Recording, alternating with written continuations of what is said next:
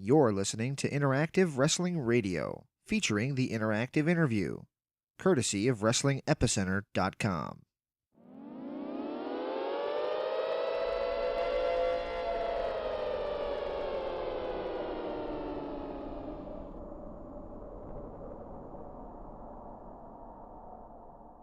Hey, this is the mouth of the South, Jimmy Hart, the world's greatest wrestling manager, if I do say so myself. And you're listening to the Interactive Interview. That's number one, baby. Interactive Wrestling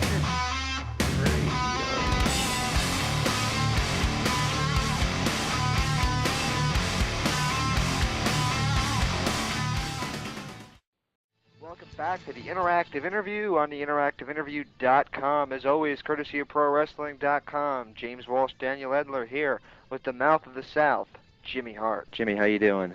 Great, man. How you doing? Doing great. It's great to have you on the program. It's been a long time coming. Oh, super. Excellent, excellent. So I hear you're in Orlando right now doing promotion for Total Nonstop Action? Yeah, you better believe it. I was with Jeff and those guys, I guess, about during Christmas. Hulk and I, we were going to come in and do some work with them, a pay-per-view, but over in Japan, Hulk had got his knee injured. Right. And so after about 5 weeks with myself down with Jeff and those guys, I just decided to, maybe head on back to Tampa for a while, and Hulk and I did some independent projects working for him. And then Jeff called me back, and while I was down there with him, we had talked about trying to figure out how to get this show on maybe Fox or CBS or ABC or NBC or somebody where the whole world could see what a great bunch of guys and talent these guys really have down there and all the hard work they've been doing for a couple of years. So through a friend of mine named Sam Copeland, he worked a little bit of magic, and Jerry Jarrett and Jeff and Dixie Carter and Bob Carter, they all jumped on an airplane and went out to talk with the Fox people. They loved the product. Then we kind of made a few phone calls up to my friend Pam Waring up at Universal Studios, so that all got worked out. So it looks like the dream's going to come true. So all the millions and millions of wrestling fans that have been talking about seeing another wrestling show now are going to look like they're going to have the opportunity on the 4th, which is going to be a Friday of June the 4th. It's going to debut at 3 o'clock in the afternoon on Fridays, which will be about 81 million households around the country have an opportunity to see the show. Wow. Well, that's great news for all wrestling fans all around the world, because the most thing that you hear is that they need an alternative, and looks like TNA will provide that for them now. Well, Vince's show is great. I mean, they've got a great bunch of superstars, and really if it hadn't been for Vince, and I guess myself and a ton of other people wouldn't be all still rocking and rolling in the wrestling business now. But what Jeff and them have brought to the table is a lot of young superstars mixed in with just a smidgen of some of the people from the past. But I think when you see the product, it's going to be awesome. Mm-hmm. You just mentioned Hulk Hogan several times. Since the show will be in Florida, any chance of Hogan making the drive up? Well, you know what? You never know when the Hulkster might pop up. He's right now busy with his daughter's career, Brooke Hogan. She just signed a record deal with Lou Pearlman, who was with NSYNC, Backstreet Boys, Britney Spears, and so it's been a long time working really hard on that project for about a year, but it looks like it's getting ready to take off. So it's like Hulk always said, he's going to be her bodyguard.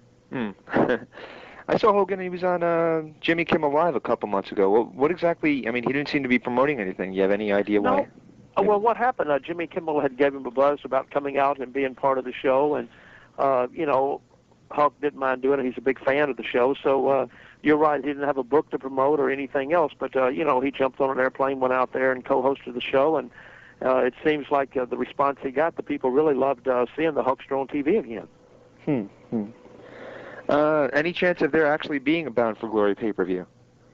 Well, you know what? Never say never on anything. It's just the timing might have been a little bit wrong back then, but what's so good about it now, no matter what kind of thing you put on pay-per-view or who you might use, at least you've got a really good chance of drawing some big money, because now the people will have a chance at 3 o'clock on every Friday, a chance to see a lot of great talent, a lot of great action, with it really out paying for it, and then that way, if they see something they like when they do have their pay-per-views, I think they'll have a bigger buy rate now. You just mentioned a lot of things about music. I know you have had a lucrative career in music yourself. What exactly, what would you, let me try that question again. Okay. Who would you consider some of your musical influences? Oh my gosh, back probably before you were born, I was in a group called the Gentrys. We had a million-seller record on MGM Records back while we were in high school, back in 1964-65 when we were seniors in high school. Wow. And we were very lucky to be able to tour with Sonny and Cher and the Beach Boys. We signed with Dick Clark Promotions. We were on American Bandstand twice, Hullabaloo Shindig, Where the Action Is. I'm telling my age now by all the shows that were on back then. But, I had about an 8 or 9 year run with the Gentrys, and we had a few hits. Keep On Dancing was our million-seller. And then later on, after our original group broke up, I put a new group together, and we went on the Sun label, which had formerly a lot of superstars, Elvis Presley, of course, Jerry Lee Lewis, Carl Perkins, Johnny Cash. But it was kind of a revamped label of the new Sun era. And Knox Phillips, Sam Phillips' son, produced us. And we did a lot of stuff with Neil Young, but one of my influences, I think, was Neil Young. A lot of the black groups back in Memphis back then, Sam and Dave and all the groups like that. Al Green. I was really impressed with all those guys. But, we had a lot of fun doing our music. Of course, when I went to the WWF at the particular time, we had Eat Your Heart Out, Rick Springfield. I wrote all of Honky Tonk Man's songs and the Road Warriors and so on and so on. And then, of course, WCW, we did the Hulk song American Made and Buff Bagwell and the Wolfpack song for Nash Hall and so many of those songs, which, by the way, Vince owns all that stuff now, too, because, when WCW was bought out by Vince, all of the writing material and all the tapes went to him. Yep. Are you still involved in music? Well, yeah, matter of fact, we're working on a brand new Gentry album right now, kind of Jimmy Hart and the Gentrys, kind of a remake of some of our old songs, and so I've got a little record deal in the progress right now. And down the line, we might do a few songs for Jeff and those guys, too. They have a couple of really good songwriters that write the stuff for them now, a couple of young kids that do a really, really good job. But if called on, me and my songwriting partner will jump to the occasion really quick. How did you go from... As a matter of fact, too, one other thing, too, on the new Acclaim video coming out, the new video, we did all the music for that, and also we did all the music on Legend 2, which was out last year. Right. And actually, Jake Roberts is in the new one, and we helped him get that spot, so... That's awesome. Yeah, and question is, how did the career in music end up to a career in wrestling? Well, Jerry Lawler and I went to the same school together, Treadwell High School, and Jerry was in wrestling, of course, and I went and did music, and one day, while I was over at Sun Recording Studio cutting one of our albums, we had a phone call from Jerry Lawler, and he said, Jimmy, I know that you've, with the Gentrys, had a million-seller record, went to school together, but I'm fixing to put a wrestling album out, and I'd love for you to sing with me on it. So I jumped at the chance, being a big wrestling fan, and that kind of got Jerry and I connected together. And then after a couple of years, I joined professional wrestling with Jerry down in Memphis, started doing some local promotion with him, of course, and then all of a sudden that led to me doing some videos with those guys and a little bit of music back in the early days when we did all the Andy Kaufman stuff. Right. And then, of course, after that, when I went to New York, Vince knew my background, and we were cutting the first wrestling album back then with Cyndi Lauper. And one thing led to another, so that just kind of kicked everything off when I started doing a lot of the music up for WWF back then. Well, you just mentioned it. How about Andy Kaufman? What was it like working with him? Oh, he was awesome. I mean, he was the real deal. He loved professional wrestling so much. I spent so much time with him, managing him, of course, and our program was really against Jerry Lawler, but, he was great. We had our own separate little dressing room there, and it wasn't a Monday night that went by that he didn't always ask me about Elvis and a lot of the wrestlers that I had managed to run up down the road with, and he was just a major, major, major wrestling fan, and he really loved the wrestling business so much. How did you end up deciding to go to Vince and WWF? Well, what happened is, I've been in Memphis about 5 years, and a guy named Hillbilly Jim, we had him as Harley Davidson in Memphis, but Hillbilly had left to go up there, and we were friends, and one day I was up in Nashville, Tennessee, managing Plowboy Frazier. When he went to New York, he was Uncle Elmer, and Eddie Gilbert. And I called home, and when I called home, they said that I had a phone call from a Vince McMahon. And I thought, oh, man, you got to be kidding me. Vince McMahon's not calling me, because we knew he was putting together all this talent from all the different territories then. But who would ever think he'd call Jimmy Hart? So then about a week later, I didn't call the number, and I had a phone call from a man by the name of George Scott. So at the time, George Scott was his booker at the time, but I never called back either. So I happened to be home about a week or two later, and while I was there, Hillbilly called me and said, "Jimmy, how you doing?" I said, "Okay, pretty good. Everything's cool." And I told him about the phone call, and he said, "You know, I know they've been watching your tapes up here." He said, "You know what? Let me talk to Howard Finkel to see if it's true." About 5 minutes later, buddy, he called me and said, "Jimmy, it's true. They want you up in New York." He said, "Sit by the phone. Vince McMahon's going to call you." So about 5 minutes later, Vince called. I was on a plane. 2 days later, up in New York, signed a contract with them. Came back down to Memphis and ran the TV show because Lawler and Jerry Jarrett were out of the city then. So I ran the show, turned my notice in, and the next thing I knew, baby, I was in New York City. Absolutely. And when you got there was a lot of managers going around at that time. There was Freddie Blassie and Captain Lou and Bobby Heenan and a bunch of others. Do you feel that the lack of a male manager in today's wrestling world is a missing art? Well, you know, I don't know. I know that I don't get a chance to watch Vince's show very much, but I think they've got, I know Paul Lee's kind of the, doing some kind of a CEO deal up there, but he's kind of like a manager when he's at ringside. And I know also they have Teddy Long. He's at ringside as a manager. And so I just think there's, you know, I think there's a right place and wrong place for female and male managers. You know, to me, I've always said if you've got a guy in the ring that's really a tremendous worker and talker, you really don't need a manager or a valet with them because it kind of takes away from them.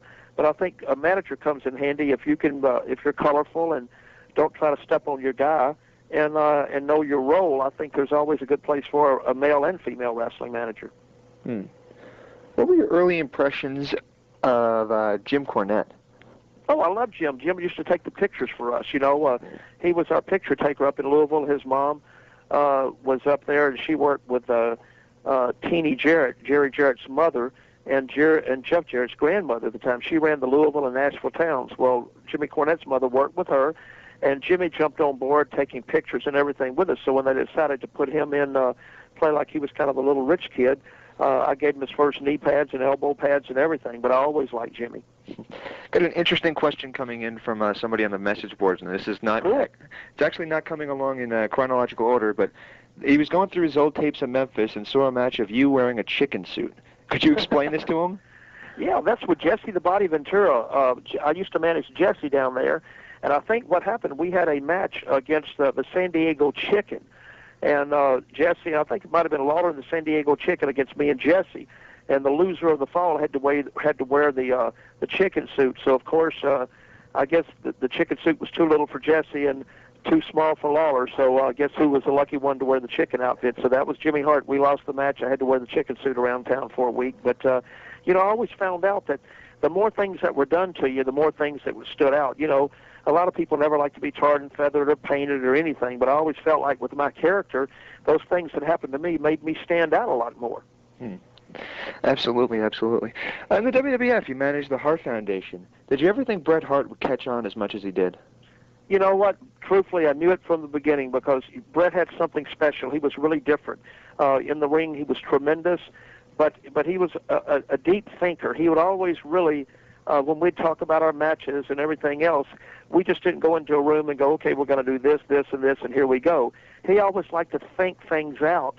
And, we all had our spots that we did, and you know, we were all colorful, wore the pink and black and everything else. But, you know, he was a lot different. You know, he always psychologically tried to think the matches out. Why did we do this? Why did we do that? You know? Right. But he always had something special. Even when we were the heels, me, Neidhart, and him, the girls always loved Bret. You know, they'd always scream over him. And so you could always tell that was going to be a major change in the Hart Foundation, where Anvil and I still stayed as heels off and on, but Bret always became a real popular babyface.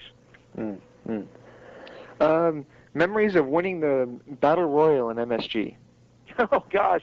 Hey, matter of fact, I think they still owe me that $50,000 for winning that, too. Well, that was unbelievable because that night we got to the Garden and everybody was gathered in the back on who was going to, I can't believe you remember that, who was going to win the Battle Royal, and everybody thought it was going to be Junkyard Dog or whatever, but Vince came in and said, you know who's going to win it tonight? Jimmy Hart. But the way we did it, it really didn't hurt anybody because I kind of hit underneath the ring as well as I can recall, and at the very end of it, I think I went up and pushed Junkyard or somebody over the top and won the $50,000 Battle Royal. Was there any competition between all the managers in WWF? No, not really, because, everybody had a different character, and we all got to do our own interviews. Where it's different now, somebody writes your scripts for you, but I think that's what really made everybody who you are. I got to dress the way I wanted to dress. Vince always, Bobby was tremendous. There'll never be another Bobby Heenan. I mean, he was so clever and witty on the commentary and stuff like that, and great bumper, and just he was tremendous. Mr. Fuji was very different. Classy Freddie Blassie, Lou Albano.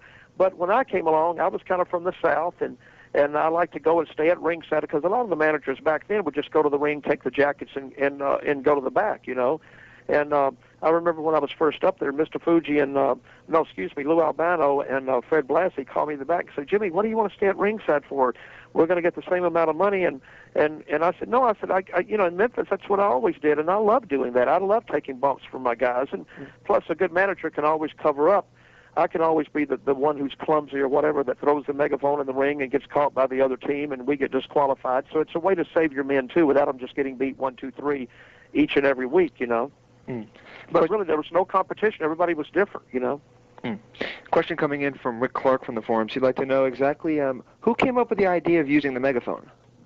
Well, Vince McMahon. Vince McMahon went over to Japan, and while they were over there, him and George Scott, one day Vince came back and handed me a box, and then it was the megaphone. So I painted it up, made it colorful, but they just said, "Hey, this is going to be what you're going to use from now on." So it was really Vince McMahon. I'd love to take credit for it, but Vince brought it back from Japan. When you got physically involved in wrestling, you said you like to take bumps and do all the things that some other guys did not want to do. Did you ever suffer any serious injuries? Oh, my gosh, in Memphis, a broke jaw. Jerry broke my jaw one time. I had a broke jaw. Of course, numerous stitches in your head, but broke hand, broke jaw. Torn calf muscle. I mean, it was just so much because the people really believed in what we did back then.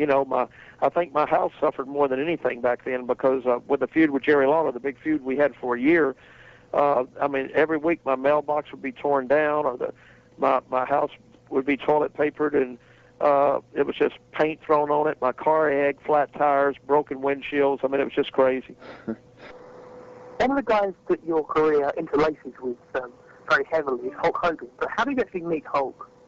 Well, I really met Hulk in Memphis originally. They were down there, him and Brutus, as the Boulder Brothers. So I met him a little bit down there with that. And then when Jerry and I had the big feud we had for a year, we were bringing different people. We'd bring Terry Funk in to fight Lawler, then Dory Funk, the Briscoe brothers. The list went on. And one time we had they got Hulk to come in, so I managed Hulk down there. We became friends. And then about 3 years later, Vince called me to go to New York, and that's when I kind of teamed up with him again. He was a babyface, of course, and I was a heel. But I think what really made us close was Bobby Heenan was managing Ric Flair, and Hulk had a program for about 2 weeks with Ric Flair where Bobby was injured and couldn't go. So Hulk asked me, did I mind managing Ric Flair for those 2 weeks? And of course, oh my God, I've always loved Ric Flair. What unbelievable. When you talk about a legend, he definitely is a legend. So I was thrilled to do that, and I think by me standing up to the table, it made Hulk realize that, hey, Jimmy Hart, whether he's hurt, whether he's sick or anything, he's going to be there for the wrestling.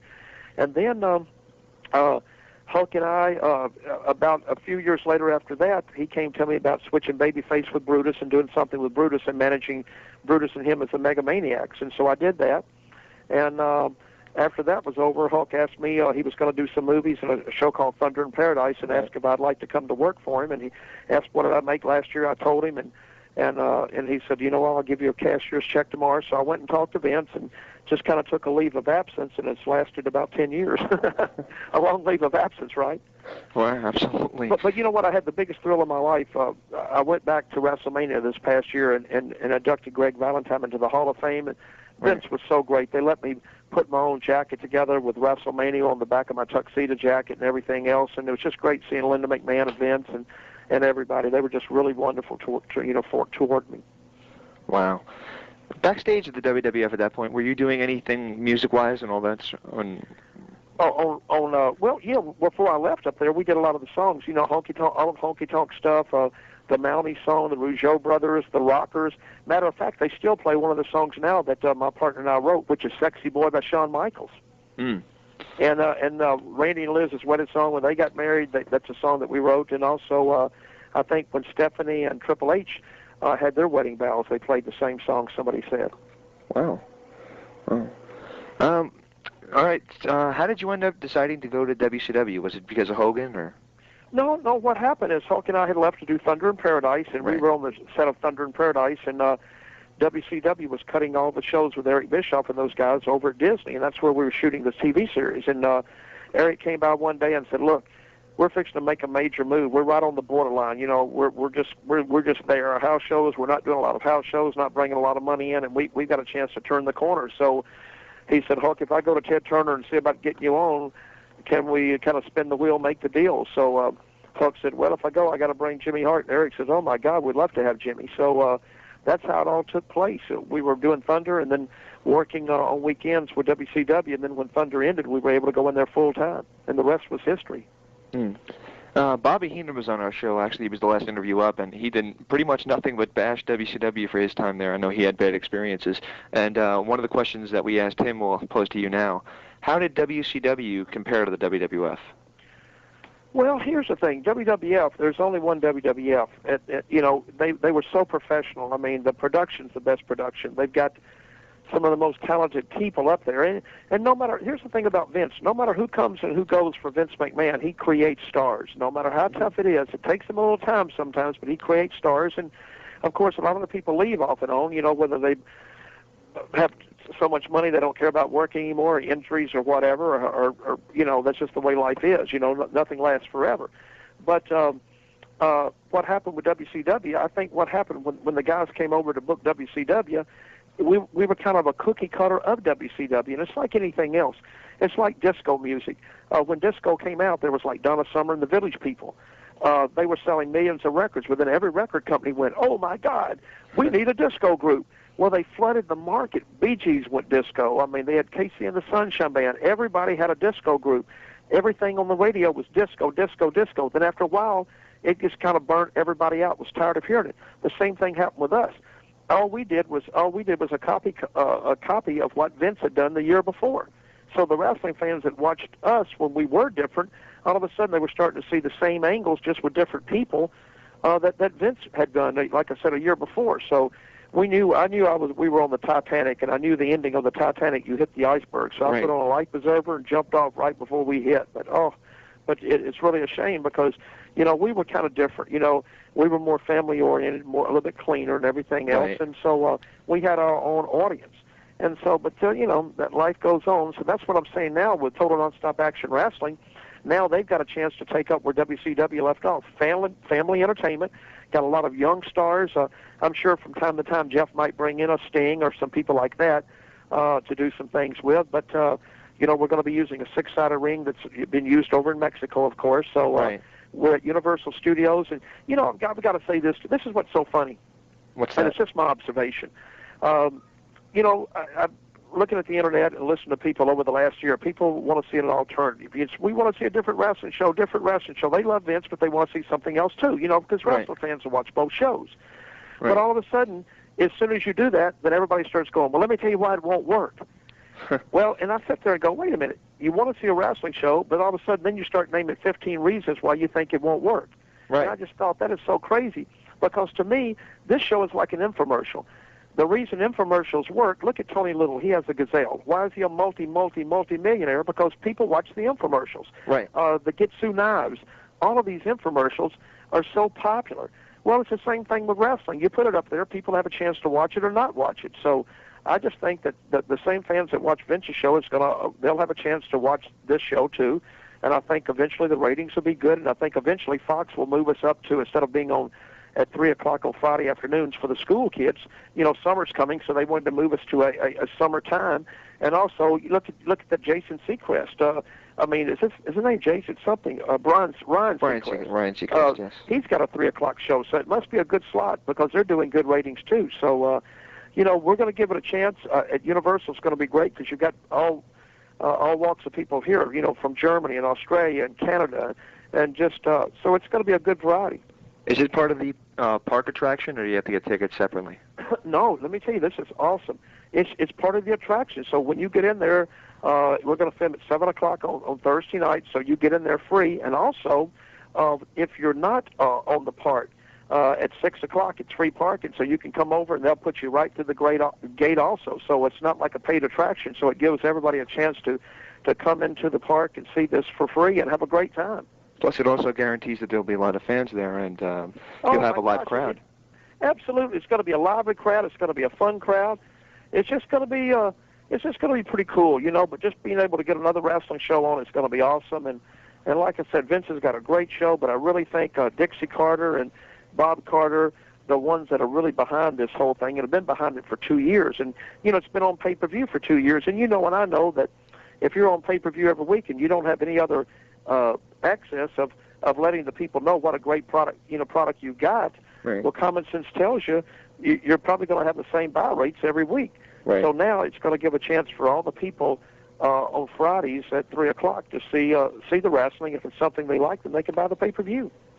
Absolutely, absolutely. Going back to WCW, though, soon after you and Hogan appeared on WCW TV, a Hulk Rules CD came out. How influential were you in the release of that album? Well, you know what happened?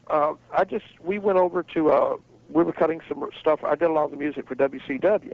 Right. And so while we were cutting that, a friend of mine with RCA called me named Michael Mansky. And he said, Jimmy, have you ever thought about doing an album on Hulk? And I said, I'd love to, because, you know, Hulk sings and he plays bass and everything else. So we went over, and I had to cut the song American Made because we couldn't use Eye of the Tiger anyhow. Right. So I cut a song kind of the same theme, you know, American Made. So we were doing that. So while we were in the studio, we just went ahead and cut a whole Hulk album. And all of a sudden, we got a deal here in the States with Selective Hit Records, and we were doing a little press conference over in Germany and places like that. So we got a record deal over in Germany. And people don't know this, but Simon Cowell, the guy that's on American Idol, right. We met with him over there, and he cut a single record on Hulk and myself by a group called Green Jelly. It was called Leader of the Pack. So he flew over to California, cut the video on us and everything. So I thought that was pretty ironic. Wow. And you just mentioned Ryan Seacrest. You guys are staked in American Idol. Question for you on about the Giant. You turned heel and managed the Giant. Many said that they thought he would be the second coming of Andre. Did you think that would be the case? Well, you know what? I'll tell you a quick story on that, too. While in Tampa one day, I got a picture in the mail, and it was this big guy. His name was Paul White, and they called him the let me think. Not a lumberjack, like Paul Bunyan's what they called him. And so, but his name was Paul White. So I kept the picture, and we went over to promote Thunder in Paradise. Right. While we're over there, I showed Huck the picture. He said, you know, you ought to keep that, because if we, when we come back we'll show it to Eric, maybe we can bring this guy in. So Huck and I happened to be doing a charity basketball game with Danny Bonaducci in Chicago when he was the guy on the Partridge Family, right. when he was there doing the radio job there. We came in, I called Paul. Paul came to the building. I introduced him to Huck. He did all these crazy voices. You know, he's a great entertainer. He played basketball against us, so Huck got him signed up with Eric, and of course the rest was history. What is your opinion on Hulk Hogan turning heel and joining the NWO? Did you think it would work? Well, I kind of realized something was going to happen, because when I was managing Hulk, every night we'd go to the ring, we were starting to get more and more and more boos. So at first they said, well, I think the reason he's getting a lot of boos is because Jimmy Hart's been a heel his whole life, you know. Mm-hmm. And so that's why we did the switch on Hulk, with me and the Giant, everybody else, and Kevin Sullivan turning on Hulk. Mm-hmm. And then Hulk still got a few boos, so that's when they came up with the idea to switch him and come up with the NWO. Wow. Sum up for me the first family angle. Did you think it got over as well as it probably could have or should have? Well, what happened in Memphis, the first family was over tremendously, right. But when we tried to start it up there, we never had the TV time that we really needed, because, see, what happened, Eric gave me the Saturday night show. Right. But I really couldn't do a lot of things on it, because I couldn't interfere with the show that was on Monday or Thursday. So what happened, I kind of created my own stars. I took people they wasn't using. I took Evan Courageous, Shannon Moore, and Shane Helms, and turned them into a group called 3 Count. Right. And because they were about to be let go, they had Canyon, who was a friend of theirs, came to me and said, Jimmy, Eric said, we can't get something for these kids, because Eric at the time had hired a bunch of little cruiserweights, but I think the show that he was going to do something with fell apart, so he was stuck with all these kids like that. Well, I thought they were great. I needed some people for the Saturday show, so I came up with a little thing called 3 Count. Right. Cut the little music thing on them, kind of a rip-off of NSYNC Backstreet Boys. But Right. And then I didn't have anybody for them to fight, so I took Jamie Noble and a couple of the other kids and turned them into the Young Dragons.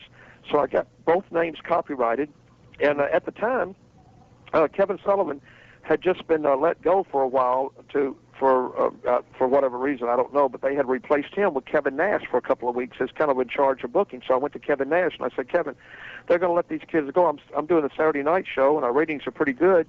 Can I take these kids and use them? He said, go for it. So I played in the song. So really, if it hadn't been for Kevin Nash giving me the opportunity to do this with these kids, so we cut a video on them, cut the music on them. I bought the karate outfits for the Young Dragons. Matter of fact, I think WCW still owes me the money for them. Did some vignettes on them, and all of a sudden, man, we started pushing them. They started getting over, and then they started using them on the Monday night show and the Thursday night show. What were your early impressions of Vince Russo? Well, you know what? I didn't know really much about him. I knew he was the booker up there for those guys. I knew his claim to fame was really more of the edgy type stuff, you know, the tits and ass, giving the finger, the cussing, you know, and all that stuff like that. Right. And I didn't know if that's what we were going to do or not, but I soon found out that we tried to do a lot of that, and I think that's what originally hurt what we were doing, you know. Not blaming anything on him in particular, you know, it's just the way it was set up down there. You know, we had people that really overlooked what we did. We really couldn't go out and use profanity and do some of the edgier type things. And I think that was what he excelled in, was all the eye candy and doing the things that he did. You know, I think he's the one that kind of brought all the cameras in the dressing room and kind of exposed the wrestling business, you know, right. A little bit more than maybe what it should have been. And went more with the black colors, and instead of everybody going by your stage name, Mouth of the South, Jimmy Hart, or Hulk Hogan, he'd go by Terry Bollea and those type things. So I think that worked for Vince, but it really never really worked for us. What are the memories of hardcore matches with Norman Smiley that were booked by Vince Russo? Well, you know what happened? I was kind of stuck in the middle of doing the stuff on that, and I really enjoyed doing it because we were kind of into that already. But we did some hardcore things with it, and then and I enjoyed it. And the last thing I think I did up there with that was do a deal where I had wore the 10-man outfit for that. And boy, I mean, that was the hardest match I've ever been in my life because, man, you couldn't breathe, you couldn't move, and it was like, but you know, I enjoyed it. You know, whatever they wanted me to do, I was always there. I worked behind the scenes with them some, and you know, helped during the matches and everything else. But like I said before, it just you know, for some reason, bringing that style into us really never worked because I think it was just kind of a copy of what Vince and those guys were doing up there. And we were kind of a weak version of that. Like I said, I'm not blaming him or blaming anybody particularly. I think it's just the way a lot of the top stars really in their contracts had a lot of creative control.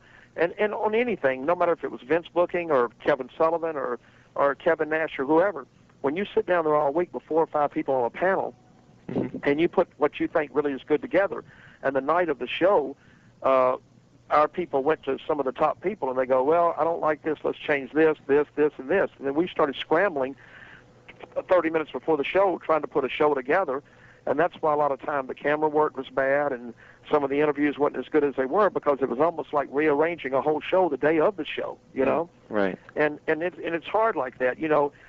No matter if you're a football coach or anything, that's why it takes all week to put a great game plan together. Absolutely. In 2000, you had a feud with Lex Luger and Elizabeth when you were managing Hogan again. I guess the only question I can ask you about that is, any thoughts and memories of Elizabeth? Well, you know, when we put the XWF together, Janie Engel was working with us, and we tried to get her to come to the XWF. We were just going to use her, not as a manager, but somebody that was cute that might be in the audience, and that we could throw a camera thing to her and go, and now here's Miss Elizabeth, you know, and let her do like a little small interview or something like that, and make it really professional. But she just didn't have really a chance to make it up at that time. She had some other things going on and wanted to do it, but we thought we had a great show. You know, we had Hulk and we had Tony Schiavone teaming up with Jerry Lawler as our commentators. We had Bobby Heenan managing Kurt Hennig, the late great Kurt Hennig. Right. And we had Jimmy Snuka and his son. We had AJ Styles before anybody was even using him. Low Key before he was being used. Kid Right. Cash was on there. A lot of the cruiserweights. We had Carly Colon, his son, on the show, and the Nasty Boys. I just thought we and being at Universal, I just thought we really had a home run. Right. I didn't realize that while we were putting it together, Lawler got a call from WWF to go back, and so did Hulk, and so did Mean Gene, and so did Sable, and so did Piper, and all those guys. But it made me realize I really thought I was onto something, cutting the show with a lot of the stars from the past, present, and future together, and being at Universal. So that's why I really think this thing that Jeff is doing now is going to be a home run, because I realized back then it was going to be good for us. Now they've got the money backing, they've got a slot on TV, and the set. I've been over here all this week working on the set and everything else, and with the lights and stuff, and doing the publicity, and the set's going to be awesome, and it's just going to be a really good show. I think the people are really going to enjoy it. It sounds like you guys are going for something different. I mean, you're even using a different style of ring, and it just seems like it's going to be a really something that they probably haven't seen before. So maybe it'll be. Well, what I'm hoping that it says Total Nonstop Action Wrestling. Since it's only an hour show, I'm just hoping they don't do a lot of backstage stuff with cameras and everything else. I hope the guys can do some good quick interviews to get their characters over, of course, but give the people for that 1 hour a lot of action, because after all, that's what the name of the show is, Total Nonstop Action Wrestling, which is called Impact. Right. At the end of WCW, you were doing things with Mancow, and you did the DJ Invitational and all those things. Whose idea was that, and did you enjoy working with those guys? Well, the late, great Zane Breslov, who was our promoter, he used to promote for WWF and, of course, for WCW, and he always liked doing promotion when we went to the towns. I'd always go do the radios and everything else, but Mancow loved being in the ring. So did Bubba the Love Sponge. She was the former DJ on 98 Rock down in Tampa. So when I'd go in, I'd just do the DJ challenges with the guys, and we got a lot of extra radio time by doing that. And Mancow was such a big fan anyhow, so we added it to the pay-per-view. And to make a long story short, we had Sid Vicious. We shot an angle with Sid Vicious, Hulk, when I was managing Hulk. So Hulk was going to fight Sid. I was going to fight Mancow. That was the only two matches going in 2 weeks before the pay-per-view that was on the show. Right. And we had almost $290,000 advance. After they took Hulk off and were going to cancel the Mancow match with me, Zane threw a fit, and they kept it on there. I think the Hulk match changed. But then the house really only jumped to about $40,000 more. So it just shows you, by being with Mancow with all the publicity and Hulk with Sid, the people really like that. Were you ever going to be part of WCW's plans for Eric Bischoff's plans for WCW in the future? Or did you jump off the ship or did you realize? I mean, no. What happened was we were all with WCW until they sold it. Right. Is that what you mean? Yeah, they had on the internet. It was a big thing that Eric Bischoff and Fusion Media was going to buy WCW, and see, this is what's weird. If they were going to buy it for $40 million or something like that, we couldn't understand why it was sold for $2. Absolutely. I mean, I'm just saying, it just that's the only thing that's still the craziest thing out there was how in the world did that take place? If you actually had a deal for 40, then how in the heck did it get sold for 2? I mean, nobody can understand that. And I think a lot of people have still been scratching their heads for 3 years about that one. Yeah, it's pretty different. Pretty different. After WCW closed, you started working with the XWF. You actually were part of the, I don't know, were you the owner or the promoter? Or? Well, here's what happened. Originally, Brian Knobs of the Nasty Boys and Greg Valentine had met a gentleman. They were friends with a guy named Kevin Harrington. Kevin Harrington is the guru for all the infomercials. Like I said, Gitsu Knives and, the Gazelles by Tony Little and so many things. And he had a thing called Reliant. Well, they had a friend named Walter Frank, who was out of Dallas, Texas, a multi-millionaire, right, who made tons of money in the phone business, and he was always a wrestling fan. So one thing led to another, and they were going to. So I guess originally the story went. Now I'm just telling you the story Knobs told me. Randy Savage was going to jump on board, but after Randy met with him, he wanted supposedly $5 million up front and creative control. Well, they said forget that. So.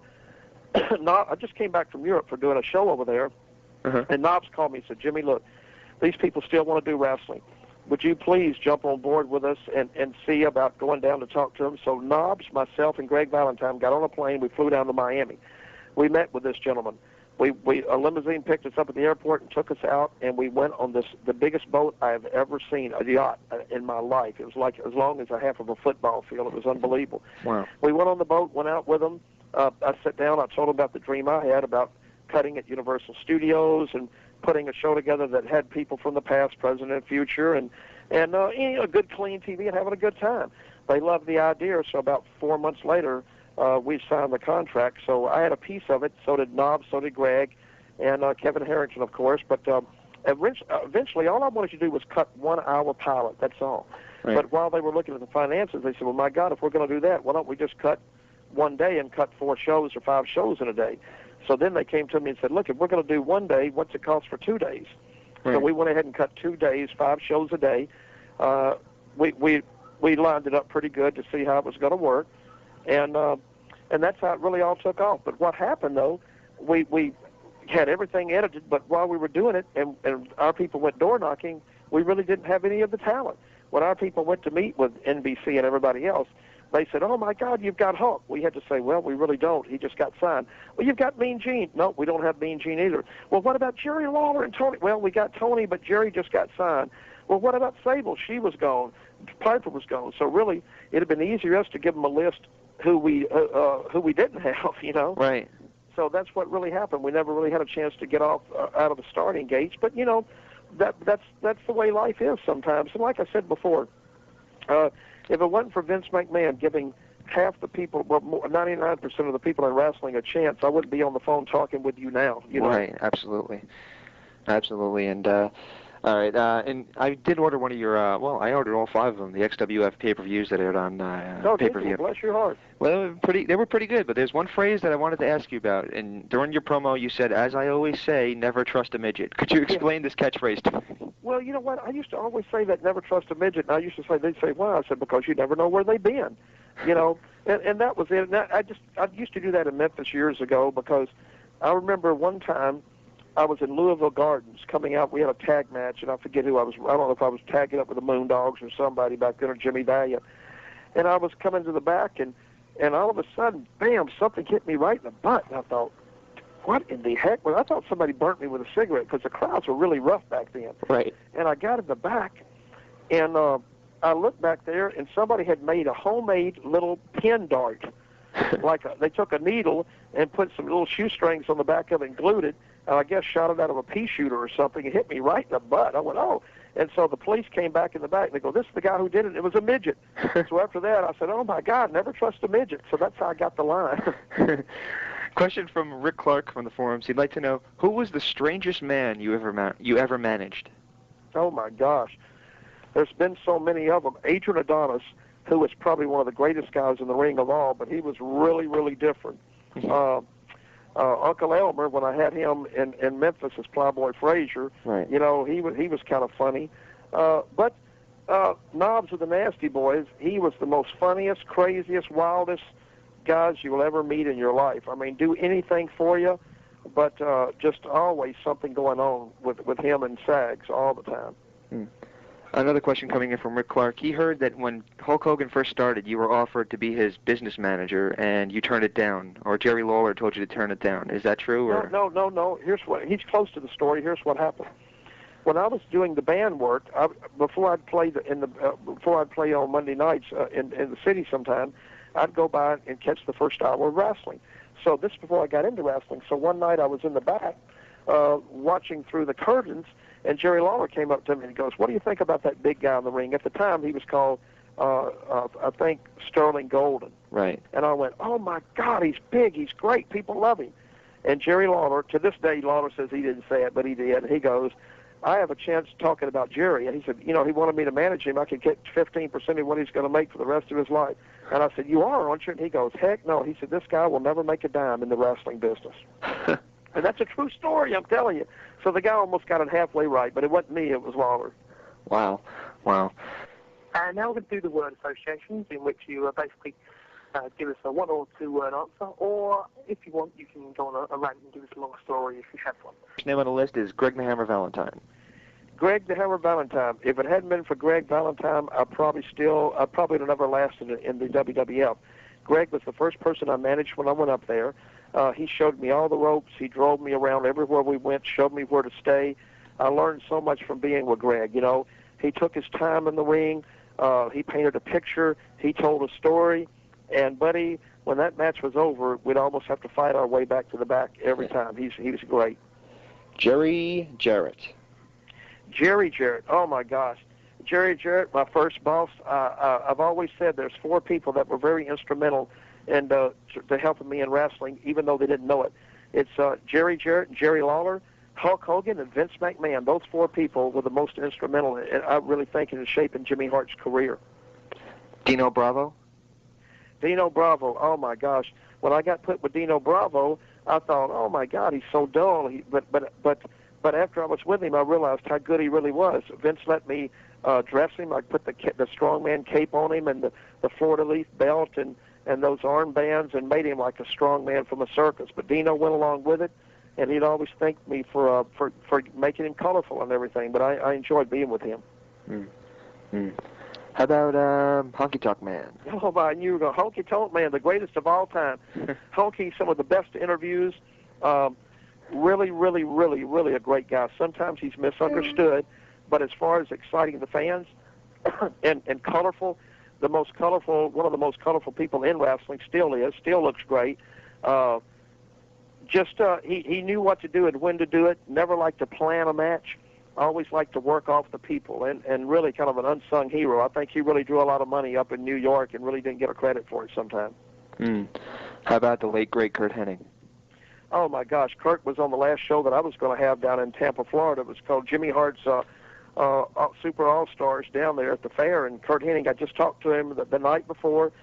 He just flew in and talked to me, and he was going to go to the gym and work out and everything and come over early the next day and do some things with us. And just tremendous in the ring, funny, and just a great guy. Gorilla Monsoon? Oh, my gosh, Gorilla Monsoon. I just on our Memphis show this past week, we just did a thing that Gorilla was doing some commentating on when I was out taking a lot of bumps and stuff. I mean, he put everybody over. He's the best. How about Jim the Anvil Neidhart? Jim the Anvil Neidhart, one of the craziest characters you will ever meet in your life. A quick story. We were in White Plains, New York. Before I managed the Rougeau brothers, they were baby faces. I was managing the Hart Foundation. There was a little referee in the back that had a toupee on. And he goes, look, whatever you guys do not touch this toupee. If you do, you'll be suspended and fined. Oh, God, we're not going to touch it. We were always late going to the ring because Brett was always slow going to the ring, had to wet his hair down and everything else. So we were always put on the main event. Chief J. Strongbow, usually our agent, would always put us on at the end of the show because he knew we were going to be late anyhow. So Anvil was rushing real quick, and so when he wrapped the tape around his elbow pad, he was doing it real fast. Well, some of the tape got twisted, so some of the sticky part of the tape was on the outside of the elbow pad. Well, there's a spot that everybody always does where you get your opponent in the corner. The referee goes in face first, facing the guy to try to break it up. Well, when you do, you throw a shot over the top of the other guy's head, like a cheating move. Right. But when he did it, Neidhart's elbow pad, the tape stuck to the guy's wig, and when Neidhart pulled it back, the guy's toupee stuck to Neidhart's elbow pad. Oh, my God. The referee threw a fit. Brett fell off the ring. I went underneath the ring laughing. Both Rougeau brothers went to the back. We had to stop the whole match. It was all over with, and Vince had to pay our fine for us and everything, but Neidhart was just wild and crazy. How about one? This is from my friend Derek Clancy. He always asks me to ask this one. How about Shawn Michaels? Oh, my gosh, man. Tremendous worker. Gosh, so talented. Even on the music. When, Sexy Sherry did the song at first for him. Right. The Sexy Boy deal. And then when she left, I had to take him in one day. Vince said, I want him to sing it. Without any pre-notice or anything, we took him right over to the studio. I believe we were in Sacramento or somewhere. He jumped right in there, sang the song right off the bat. But tremendous, tremendous, tremendous worker. A lot of great psychology. Absolutely, absolutely. How about Lex Luger? I remember one time Jerry Jarrett told me a story. He said Vince McMahon said, look, Lex doesn't drop kick. He doesn't jump off the top rope. He just does what he does. He said, can you see if you can go in there and talk with him and teach him any kind of psychology about this business, see if we can get him to do anything else.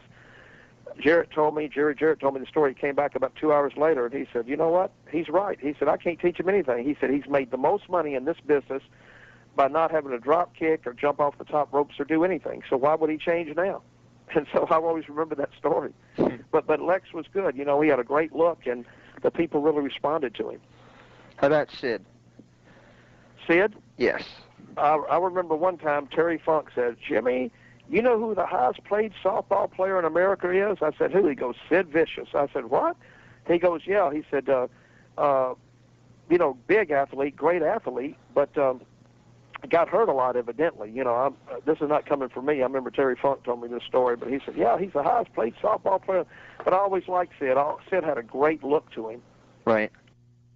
Second to last one is Hulk Hogan. Hulk Hogan, wow, what a good friend he's been to me. I'll tell you that right now. My mother was killed in a car wreck before I managed him on a show. We were in right there in St. Petersburg, and I just left that morning early to go do some promotion with Brian Pillman. This back when Brian was with the WCW. Right. And I was doing promotion all day, and I'll never forget it. That night at the show and everything, right before we went out for the main event, I was managing Hulk in a cage match against Paul White the Giant. Right. And the police officers came in the room, and they said, Jimmy Hart, can we talk to you? And I went, oh, sure. They took me in a room, and they said, look, we got some bad news for you. About 15 minutes ago, your mother was just killed in a car wreck down by your house. Oh, my God. Well, right off the bat, you know, Hulk grabbed me, and he said, look, if you don't want to go to the ring tonight, you know, I said, no, Hulk, I want to go. So, you know, he's been a good friend. He's always been there. You know, he somebody that hired me to work for him for a couple of years, gave me a cashier's check out front. He didn't know if I was going to be sick or bogus or because I really didn't even know him all that well before, you know, we got together.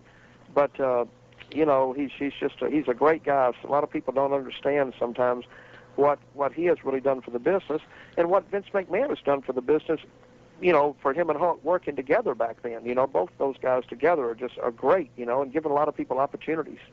You just threw him in there. I'm just going to throw him in there for the second to last one instead. How about the loose cannon Brian Pillman? Brian Pillman, gosh, I went to California and did Blondes Have More Fun, a song that we wrote for Brian. And right. But, boy, he was on time doing the video every day, and he brought his wife up there, and she was in the video. And he was great. I mean, very, very talented, you know, and just I really enjoyed him. I enjoyed being with him a little bit and having while we were in WCW. The final one I have for you is Vince McMahon. Vince McMahon. I'll never forget the phone call when he called me and invited me to come to New York, and I sit in front of him and I said, Vince, for as long as I work for you, I promise you I'll be loyal, I'll be on time, I'll be dependable, and whatever you ask me to do. And for the 9.5 years I was there, I never turned him down for an angle. I never turned him down on anything. He paid me well. He was just, you know, he was great. And to me, when I got to see him up there for the Legends, I mean, he was, you know, he always has a poker face, you know. Right. No matter what kind of tragedy might be happening or bad things that might be happening in the WWF at the time, he always came to the building looking dressed, his hair in the right place. He would talk to the guys off and on in the back room. And, you know, it's so funny. Tito Santana was selling a story, and he was right. He goes, Vince is the only guy you know that you could go in there complaining about money, about working, about anything else, but when you came out, he made you feel so good, you went right back to work again, you know. And so I know Dusty Rhodes told me a story one time where we were all lined up, and he goes, I'm wearing this black and yellow polka dots, and I got Sapphire with me, and she doesn't know anything about wrestling. This is crazy. He goes, I got to get out of this. And he was stood by the door. We're in Hershey, Pennsylvania, and all of us were watching Dusty go in the room. And about 15 minutes later, he came out, and he goes, well, he got me. And all Vince said to him, he says, Dusty, you're right. It's a bad idea. It's crazy. The whole thing is stupid. But there's only one wrestler in the world that can pull it off, and that's you, Dusty Rhodes. And so with that, what can you do when somebody tells you that, buddy? You're gonna make that thing work, you know. But Vince is, you know, like I said, all the stuff he's going through, trying to run a company when your stars leave or get hurt, Oh my gosh, it's there's something going on 24 hours a day. But he was always great to me. His whole family was, and I can never say enough about him. Excellent, excellent. And it's TNA Impact on Fox Sports Net at 3 o'clock in the afternoon on Fridays. You can catch that then. And will any chance of Jimmy Hart appearing on the show? Well, you know what? You never know what might happen. I've still got a few of those old megaphones in the closet. I am going to have me a brand new total nonstop action suit made because I'll be doing a lot of the publicity for him. But like I said, Dixie Carter and Bob Carter, her dad, they've really jumped into this not only financially, but they've really made a statement of wanting to see wrestling the way it was back on TV again. And my hat's off to these guys. I've been down there working with them off and on. They've got a great office, a great staff, and they really, really love this business. And you have to really have that sometimes more than just financial backing. You've got to have people not only put money into it, but also love it. So spin the wheel, make the deal, baby. They've given Jarrett a chance to really put this together, and hopefully it's going to work. And, of course, if they ask me to manage, I'll be there. Excellent, excellent. Well, we can't thank you enough for your time, and we wish you the best of luck in your future endeavors. And remember, never trust a midget.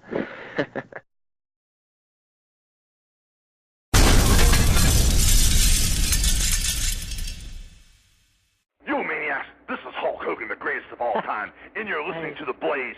So what you gonna do when Hulk Hogan in Blaze of Mania runs wild on you?